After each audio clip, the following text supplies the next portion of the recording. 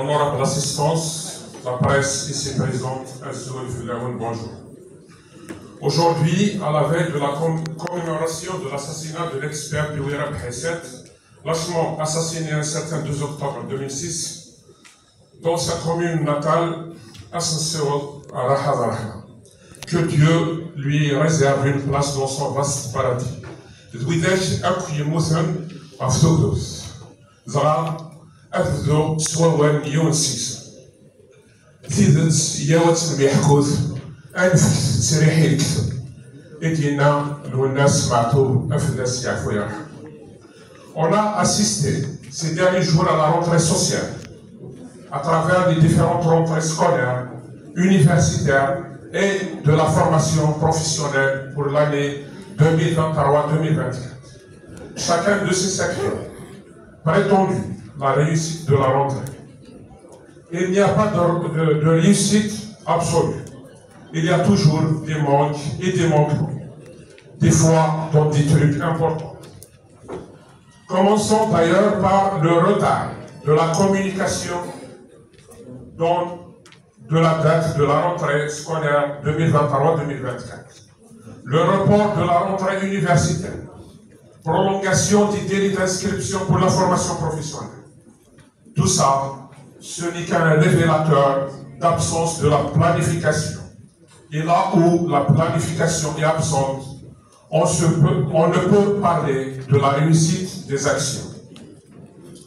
À ce jour, mesdames et messieurs, des établissements scolaires, sans responsables, sans directeurs, sans surveillants, sans conseillers à l'orientation, sans adjoints d'éducation, un manque flagrant du personnel, sans même des enseignants. Malgré que cette année, une plateforme numérique conçue pour le recrutement des contractuels, une position statutaire non prévue pour le corps des enseignants, sauf par une dérogation dans l'attente d'organisation d'un concours de recrutement.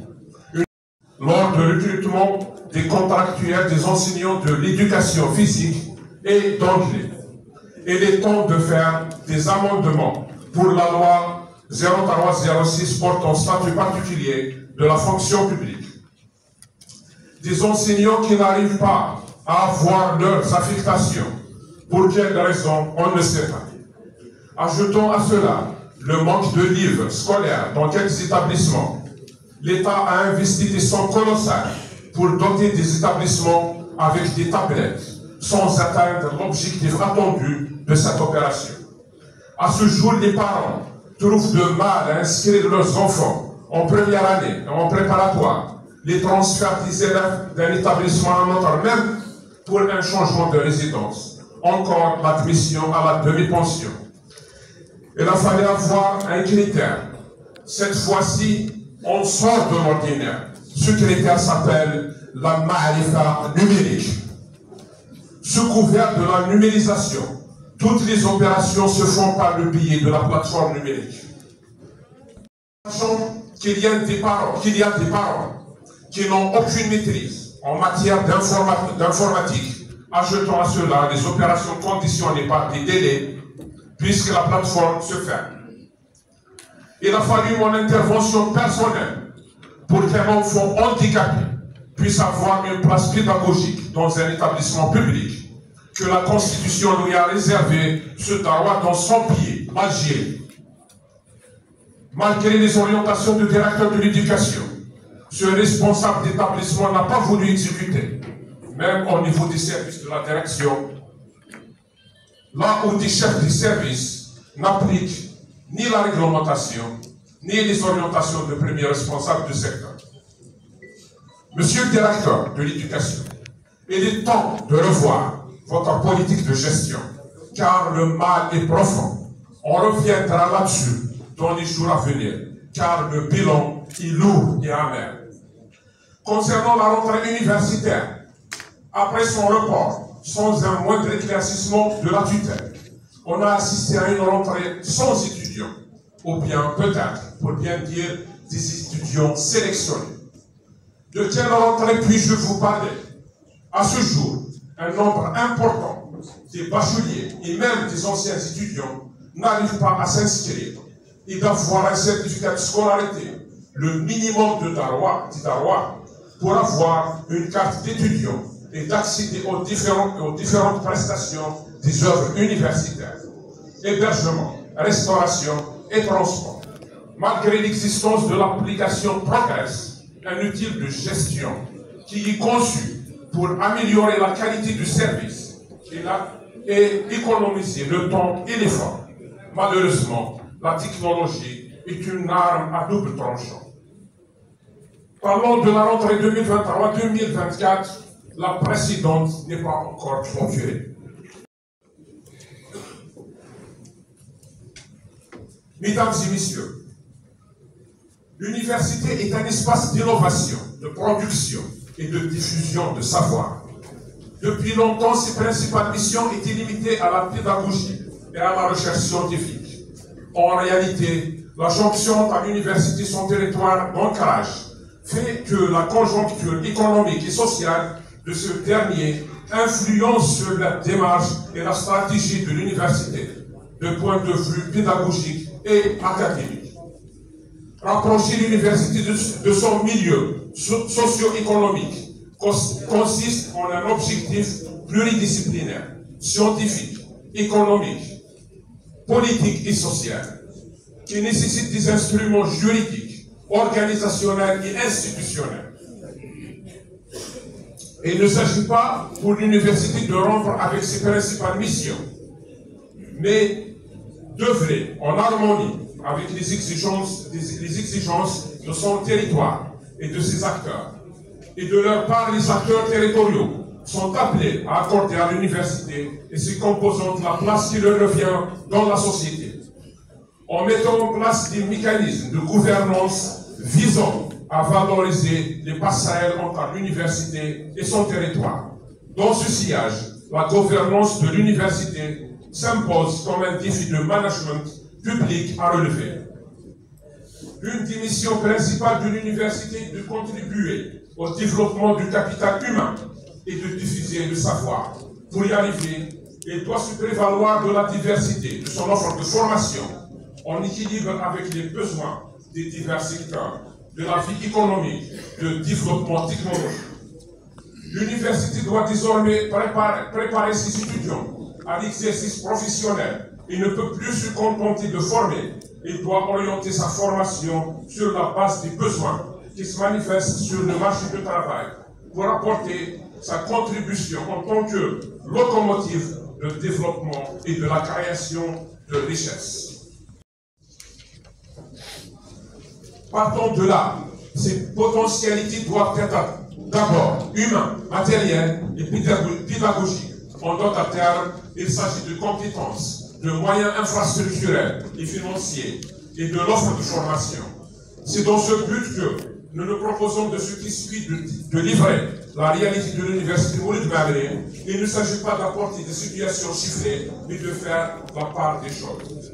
Après plusieurs sorties effectuées sur les lieux des résidences universitaires et des campus par la Commission de l'éducation, formation professionnelle et enseignement supérieur, qui a eu pour objet de dresser un état des lieux sur la situation des œuvres universitaires et les conditions de déroulement des enseignements au niveau des campus, sur le plan de la disponibilité des moyens humains et matériels, encadrement, équipement et matière d'œuvre, et l'état des structures. Après avoir inspecté les différentes cités universitaires, on a constaté de près les manquements et les insuffisances dont souffrent la plupart des résidences universitaires à travers ces trois directions, la direction centre et la direction Tampa, ainsi que la direction cinéma. Et des opérations de réhabilitation s'avèrent plus que nécessaires et surtout urgentes. Il s'agit particulièrement des blocs d'hébergement, lesquels souffrent de problèmes d'étanchéité et d'humidité, impactant les enduits des aspects intérieurs et extérieurs. Nonobstant les réseaux d'électricité et de chauffage, des portes et fenêtres cassées, en marge de ces opérations, il y a lieu de prendre en charge l'ensemble des travaux inhérents au bitumage ou au dallage des accès routiers, chemins à l'intérieur des résidences, sans oublier le renforcement de l'éclairage pour plus de sécurité des résidents.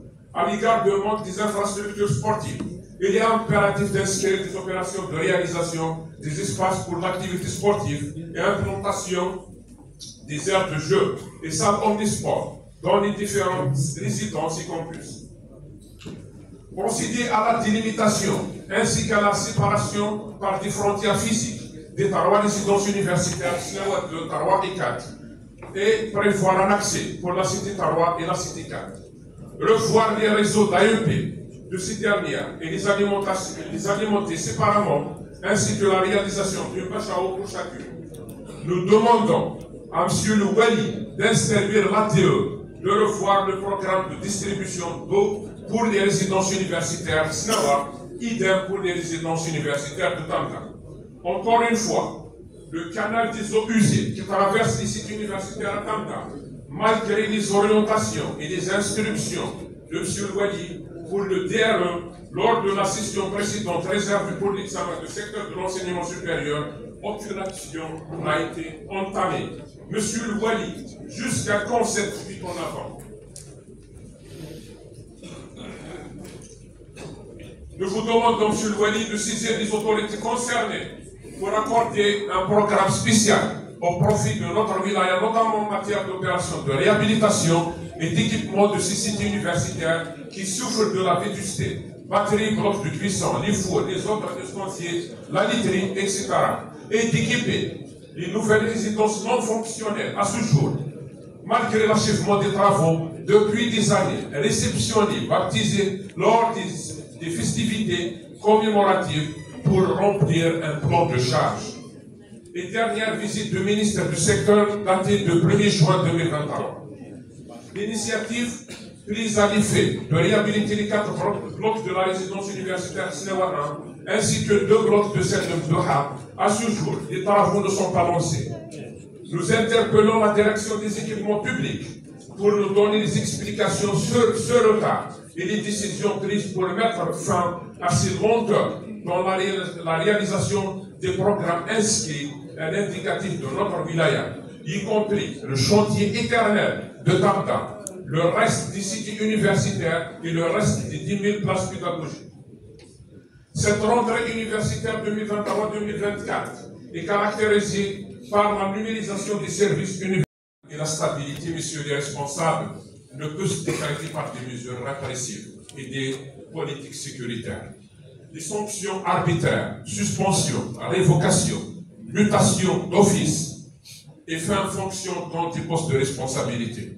Seule la mobilisation et l'engagement de toutes et tous dans une démarche consensuelle pourront permettre l'amorce d'un processus de reconstruction et de redéfinition des règles de la vie commune dans l'espace universitaire. Il est vrai que la performance ne peut être mesurée que par le nombre de publications, de communications et participations aux manifestations nationales et internationales, le nombre de contrats de recherche et le nombre de brevets déposés qui constituent en quelque sorte, avec le nombre des diplômés, tout ça fait le véritable rendement de l'université. Pour cela, la capitalisation des travaux de recherche menés par nos enseignants-chercheurs doit faire objet de manifestations scientifiques qui demeurent faibles ou inexistantes dans notre université, vu la non-programmation des manifestations d'envergure et de conférences sur des thèmes très diversifiés, animés par nos enseignants, chercheurs ou même des invités étrangers. Là où on a constaté même que tous les espaces conçus pour abriter ce genre d'événements sont fermés, sans motif, ou bien sous motif des travaux de réfection et de réhabilitation non entamés depuis des années. À l'exemple de la bibliothèque centrale de campus SNEWA qui est fermée depuis plus de 3 ans. Jusqu'à présent, pour des raisons de réparation d'un parterre, à ce jour, rien n'a été engagé. Aucune entreprise sur place. Une année après notre première visite, le constat est le même. Il est devenu un entrepôt d'un matériel à réformer. L'auditorium, encore une infrastructure fermée.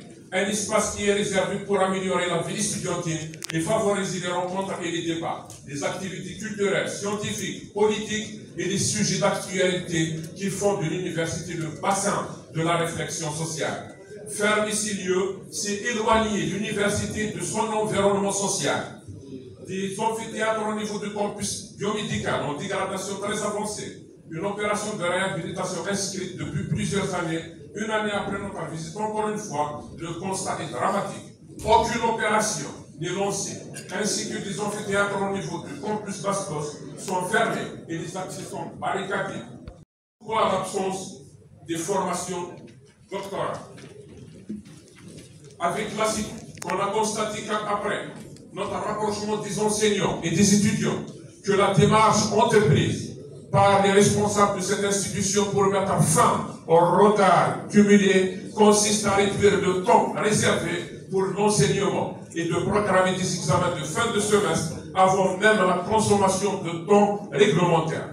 Malgré l'instruction de la tutelle du mois d'avril 2023, qui oblige d'accomplir les 14 semaines pour valider le semestre, et s'il faut y aller jusqu'à la fin du mois de juillet, chose qui a provoqué le licenciement de l'un des plus anciens professeurs, dépassant 40 ans de service au niveau de notre université, suite à son refus d'organiser des examens avant de compléter le nombre de séances réglementaires et l'affaire des concours. Sont cités ceux qui ont exécuté les orientations de l'administration et ont accepté l'obéissance, allant même à organiser des examens par d'autres enseignants, juste pour attribuer des notes aux étudiants et valider les années universitaires. Quel diplôme nous octroyons à nos enfants? Et d'autres cas de figure de manipulation des procès-verbaux, des notes des étudiants, suite à leur refus de passer des examens jugés difficiles. Ils étaient convoqués pour refaire l'examen à l'insu de leurs professeurs et ils ont eu leur admission. Des étudiants ont passé des examens dans des modules.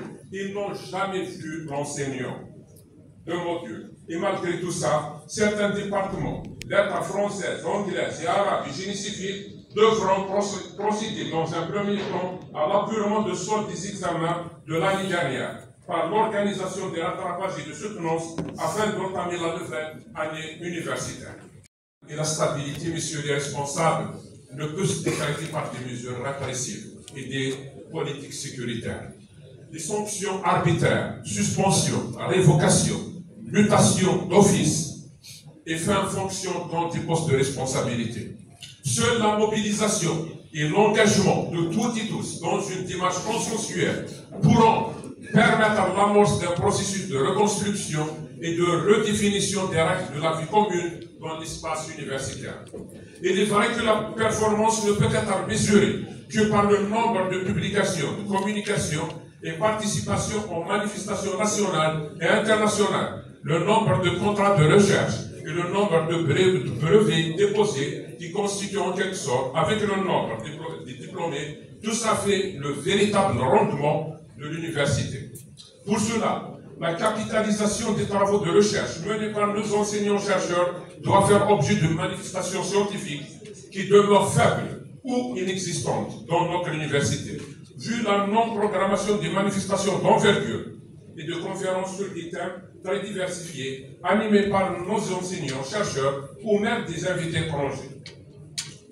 Là où on a constaté même que tous les espaces conçus pour abriter ce genre d'événements sont fermés, sans motif, ou bien sous motif des travaux de réfection et de réhabilitation non entamés depuis des années. À l'exemple de la bibliothèque centrale de campus Xinava qui est fermée depuis plus de 3 ans. Jusqu'à présent, pour des raisons de réparation d'un parterre.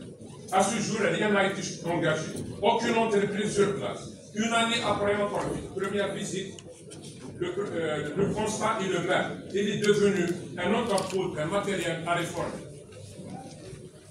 L'auditorium, encore une infrastructure fermée. Un espace qui est réservé pour améliorer la vie estudiantine et favoriser les rencontres et les débats, les activités culturelles, scientifiques, politiques et les sujets d'actualité qui font de l'université le bassin de la réflexion sociale. Fermer ces lieux, c'est éloigner l'université de son environnement social. Des amphithéâtres au niveau du campus biomédical en dégradation très avancée, Une opération de réhabilitation inscrite depuis plusieurs années, une année après notre visite, encore une fois, le constat est dramatique. Aucune opération n'est lancée, ainsi que des amphithéâtres au niveau du campus Bastos sont fermés et les accès sont barricadés. Si il y a des informations, peut-être non détaillées ou incomplètes, c'est parce que nos visites au campus universitaire, précisément, se sont effectuées sans présence des responsables de l'université, à leur tête le premier responsable.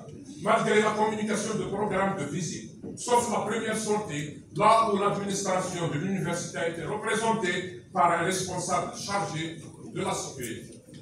Ce dernier n'a pu répondre objectivement sur nos questions, là où il aurait fallu au moins la présence à défaut du premier responsable, l'un de ses vice-recteurs chargé de la pédagogie ou le chargé de développement de la prospective et de l'orientation, pour nous communiquer des informations détaillées et crédibles. Encore, quel est le sort de l'opération de la réalisation d'un bloc de 20 laboratoires de recherche au niveau du campus Bastos, ainsi que le programme des 220 logements répartis en plusieurs lots de secteurs. Concernant le manque de places pédagogiques, 300 places pédagogiques dans lesquelles les travaux sont achevés depuis une année. À ce jour, l'université n'a pas procédé à la réception et l'exploitation de cette structure sans aucun motif. La grandeur d'une université se mesure par la qualité des formations qu'elle dispense et de la recherche qu'il mène, par leur répercussion sur le monde économique et leur ancrage dans l'environnement local, régional, national, à savoir international. L'université Maulid Maamri doit aller dans le sens de l'ouverture de nouvelles filières et spécialités pour diversifier davantage et utilement son offre de formation et le mettre en synchronie avec le développement et l'évolution de la société. C'est pour cela qu'il doit abandonner certaines formations classiques dont les créneaux d'emploi sont largement saturés. Il est certain que beaucoup reste à faire à l'université Maulid Maamri, où il subsiste un grand nombre d'insuffisances et d'incohérences à lever pour qu'elle devienne réellement un pôle de formation, jouant pleinement son rôle dans son espace régional d'abord, puis dans l'espace national et international, loin, je dis bien loin, de ces discours populistes qui ne font qu'affaiblir la confiance dans l'enseignement et la recherche et ne permettent pas à notre université de réaliser son potentiel pleinement et ne fait que miner sa crédibilité et détourner l'attention des véritables problèmes auxquels il est confronté. Il est temps de mettre fin à ces pratiques et de promouvoir une culture de transparence, d'intégrité, de vérité dans notre système d'enseignement supérieur.